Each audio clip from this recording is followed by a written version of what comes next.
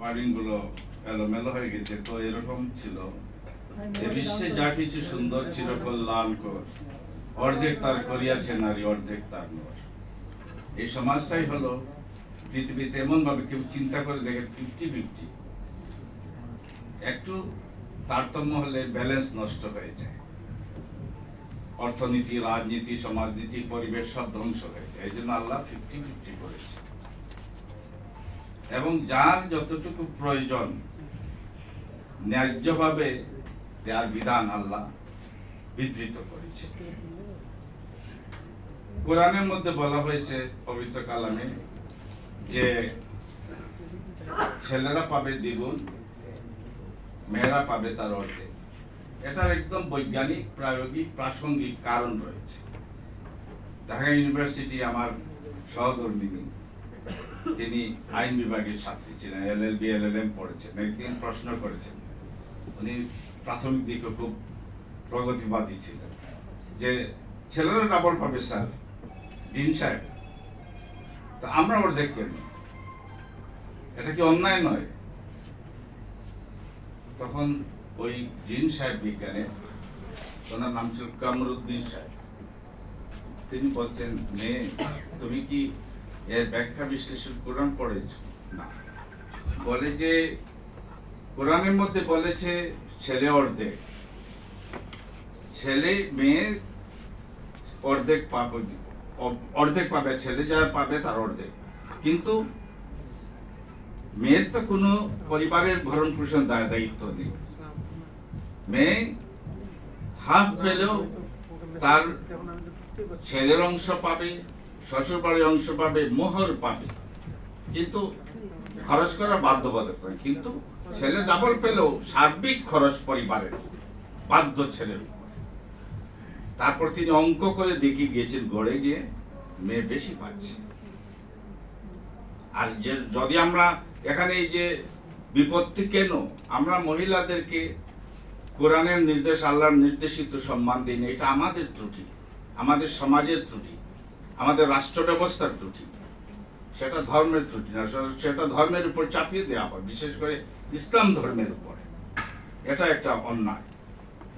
তো এই রিপোর্টখানা এনজিও প্রাধান্যভুক্ত যেসব যে অংশগ্রহণকারী যারা বানিয়েছেন, তাদের স্লোগান ছিল, কিসের বর কিসের ঘর, ঘরে শুধু মার দোর। অর্থাৎ পরিবারটা ভেঙে দাও। আর পরিবার যদি ভেঙে যায়, কোনো জাতির, সমাজের, রাষ্ট্রের ভিত্তি নড়বড়ে হয়ে যায়। তখন তাদের সেই আবার নিও কলোনিয়াল লুটপাট, লুণ্ঠনের দ্বার খুলে যায়। এজন্য আমাদের দেশগুলো টিকে আছে কেন? এই যে Jio politically, Jio strategically, Jio economically significance বাংলাদেশের অবস্থা, তারপর মুসলিম ওয়ার্ল্ডের যে মিডল ইস্টে, সেন্ট্রাল এশিয়ায় রিসোর্স পটেনশিয়াল, তো এইগুলোকে কাবু করতে পারছে না।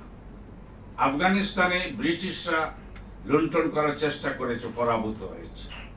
রাশিয়ানরা এসেছে, কমিউনিস্ট রাশিয়া বিতাড়িত হয়েছে।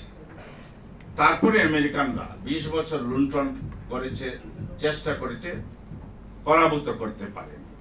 কারণ ওই যে আমাদের ধর্মীয় বিদ্রোহী এক চেতনা, ঐক্য এবং যে সামাজিক বিধান, যখন পরিবার ভেঙে পড়ে, তখন এই সমাজটাই ধ্বংস হয়ে যায়, রাষ্ট্র ধ্বংস হয়ে যায়, ফ্রেজাইল, দুর্বল হয়ে যায়। আর এই জন্য প্রথমেই ধর্মের প্রতি তার খড়গহস্ত, নানা ষড়যন্ত্র।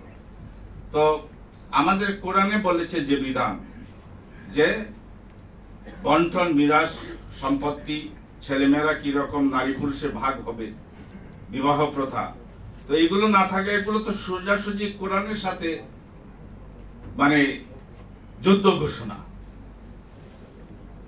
কোরআন বলেছে, আল্লাহ বলেছে এইটা, আর আমরা সমান করে দিলাম। আর সমান করে দিয়ে অন্যায়, অবিচার, জুলুম, অশ্লীলতা, অশোভনতা, সেইগুলোকে আবার আমরা সুপারিশ করছি। সেখানে পতিতাবৃত্তি, সেগুলোকে আমরা সুপারিশ করছি। তাদেরকে সসম্মানী ইসলাম যেভাবে মহিলাদেরকে সেগুলো থেকে নিবৃত্ত করে, ইসলামিক রেভলিউশন ইরানের পরে লক্ষ লক্ষ তেহরানের প্রস্টিটিউটদেরকে তারা নিয়ে পড়াশোনা করিয়েছে, স্বাস্থ্যসেবা দিয়েছে, তারপর তাদেরকে বিভিন্ন পেশায় নিয়োজিত করেছে, সম্মানের সাথে তাদেরকে বিবাহ দেওয়া হয়েছে এবং তারা মানুষের মর্যাদা পেয়েছে। এই যে ইসলামের বিধান। আর তাদেরকে যদি আরো পুনর্বাসিত করে বাড়িঘর দিয়ে এবং ওই বৃত্তিতে ওই পেশায় যদি রেখে দেওয়ার জন্য সুপারিশ করা হয়, তাহলে তো এটা অশ্লীলতা, অসুবর্ণতা এবং সমাজকে ধ্বংস করে দেওয়ার প্রয়াস। এবং এই বর্তমান যে রিপোর্ট, সেখানের মধ্যে সেগুলোর সুযোগ রয়েছে। রিপোর্টখানা এনজিওদের দ্বারা তৈরি, সার্বিক বিশ্লেষণ পর্যালোচনার পর বোঝা যায় এ প্রতিবেদনটি জাতিকে এক চূড়ান্ত বিভাজনের দিকে যেন ঠেলে দেওয়ার এক উদ্যোগ। এ প্রতিবেদনটি জাতির আশা আকাঙ্ক্ষার প্রতিফলন ঘটায় না। বৃহত্তর জনগোষ্ঠী 90% মুসলমান, এমনকি হিন্দু, বৌদ্ধ, খ্রিস্টান, মহিলা, তাদের যে অধিকার, তাদের যে সম্মান, সেগুলো সেখানে নেই। সবার প্রতি একটা এখানে অবিচার করা হয়েছে। তারপর প্রতিবেদনটি জাতির বৃহত্তর জনগোষ্ঠীর জনমতকে তো চূড়ান্ত উপেক্ষা করা হয়েছেই, সঙ্গে সঙ্গে এখানে অন্যান্য জাতিসত্তা, নৃগোষ্ঠী, তাদেরকে উপেক্ষা করা হয়েছে। জাতির প্রায় সকল মহল থেকে এই রিপোর্টটিকে একটি বিতর্কিত ও পরিত্যাজ্য বিষয় হিসেবে বিবেচনা করা হয়েছে এবং জনবিচ্ছিন্ন মহলের বক্তব্য হিসেবে উল্লেখ করছে। আপনাদের বক্তব্য থেকে তা প্রতিষ্ঠিত হয়েছে।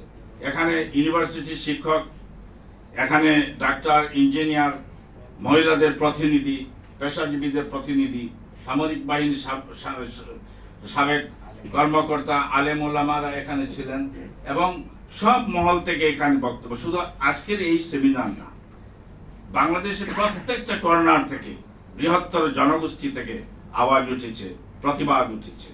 আমরা এই সরকারকে সহযোগিতা করতে চাই। তারা বিপ্লবোত্তর সরকার, আশা আকাঙ্ক্ষার প্রতীক। তারা যাতে সুন্দরভাবে এখানে একটা সমাজ তৈরি করে দিয়ে, একটা গণতান্ত্রিক পরিবেশ তৈরি করে দিয়ে যান, আমরা তাতে সচেষ্ট। কিন্তু তারা যদি এরকম ষড়যন্ত্রে ফাঁদে পা দিয়ে বিতর্কিত বিষয়ে সমর্থন জানায় এবং এরকম অবস্থায় দেশের মধ্যে একটা বিস্ফোরণোন্মুখ পরিস্থিতি তৈরি হবে বলে আমাদের ধারণা। সুতরাং এগুলো থেকে জাতিকে বাঁচাতে হবে। আমরা সাম্য, মৈত্রী, ঐক্যবদ্ধ এক জাতি দেখতে চাই, যেখানের মধ্যে সবার ন্যায্য অধিকার পাবে, সম্মান পাবে মানুষ মানুষে, নারী পুরুষ সবাই একে অপরের সহযোগী হিসাবে থাকবে। রিপোর্টটি যেন পাশ্চাত্যের বিশেষ শক্তির চরম ভোগবাদী, ধর্মহীন, যৌন স্বেচ্ছাচারী মহলের বক্তব্য। এদেশের মাটি ও মানুষের চিরন্তন আচরিত নীতি নৈতিকতা ও ধর্মীয় মূল্যবোধের সম্পূর্ণ বিরোধী একটি মতামত পুষ্ট প্রতিবেদন। সুতরাং উদ্দেশ্য প্রণোদিত আমাদের সমাজে, দেশে নারীদের প্রতি যে অন্যায়, অবিচার ও অধিকারহীনতার পরিস্থিতিতে পরিস্থিতি দেখা যায়, তা ইসলামের বিধান না মানার জন্য হয়, তা ধর্মীয় কারণে নয়, বরং তা ধর্মহীনতার জন্য হয়ে থাকে। এই রিপোর্ট জাতিকে, সমাজকে আরো ধর্মহীনতার দিকেই ঠেলে দেওয়ার একটা প্রয়াস বলে আমরা মনে করছি। কমিশনটি মোটেই প্রতিনিধিত্বমূলক নয়। এতে এদেশের সকল মতপথ, আদর্শ, বিশ্বাস, ধর্মীয় এবং নৃগোষ্ঠীর মানুষের চিন্তা, চেতনা ও বিশ্বাসের প্রতিফলন ঘটেনি। এটা সংবিধান বিরোধী, রাষ্ট্রবিরোধী, জাতি বিনাশী, ধ্বংসাত্মক একটা প্রতিবেদন। সুতরাং সরকারকে আমরা সহযোগিতা করতে চাই। দেশের শান্তির জন্য, কল্যাণের জন্য, সমৃদ্ধির জন্য ঐক্য প্রয়োজন। এই ঐক্য বিনাশী প্রতিবেদনটি পরিত্যাজ্য। আমরা বলবো যে খুব দ্রুত সরকার একটা উদ্যোগ গ্রহণ করবে এবং ওয়ান ইনিশিয়েটিভ যে রিসার্চ সেন্টার, তারা এই উদ্যোগ নিয়েছে। এটা পায়োনিয়ারিং ইনিশিয়েটিভ, সবাইকে সচেতন করছে এবং মিডিয়ার মাধ্যমে ইনশাআল্লাহ এটা জাতির কাছে পৌঁছে যাবে। অনেকে বুঝতে পারছে না, আর অনেকে ঐক্যবদ্ধ বা সুসংগঠিতভাবে প্রতিবাদও করতে পারে না। কিন্তু এই প্রতিবেদনের ছত্রে ছত্রে খুবই সূক্ষ্মভাবে জাতি বিনাশী এবং আমাদের ঐক্য বিনাশী ষড়যন্ত্র লুক্কায়িত রয়েছে। সেগুলো থেকে জাতিকে বাঁচানোর জন্য ওয়ান ইনিশিয়েটিভ যে উদ্যোগ নিয়েছে, তা অবশ্যই ধন্যবাদ পাওয়ার যোগ্য। তাদেরকে আমি আমার কৃতজ্ঞতা ধন্যবাদ জানাচ্ছি এবং এখানে যারা উপস্থিত আছেন আপনাদের সবাইকে এই প্রতিষ্ঠানের তরফ থেকে আমি কৃতজ্ঞতা ধন্যবাদ জ্ঞাপন করছি। ধৈর্য ধরে এখানে আমার সাংবাদিক বন্ধুরা আপনারা অত্যন্ত সুন্দরভাবে এখানে কাজ করছেন, আপনাদের দায়িত্ব পালন করছেন, আপনাদের প্রতি আমাদের কৃতজ্ঞতা।